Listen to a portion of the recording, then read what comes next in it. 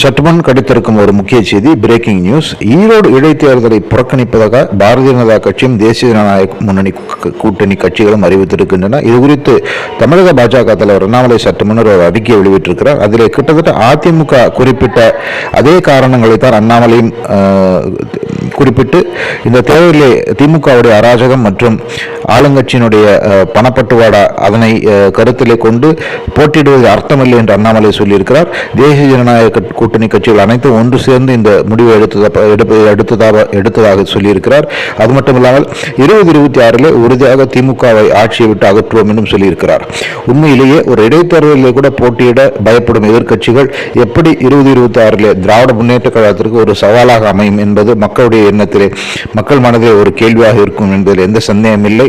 அதிமுகவும் புறக்கணிக்கிறது, பாஜகவும் புறக்கணிக்கிறது என்றால் எதிர்க்கட்சிகள் என்ன அடிப்படையிலே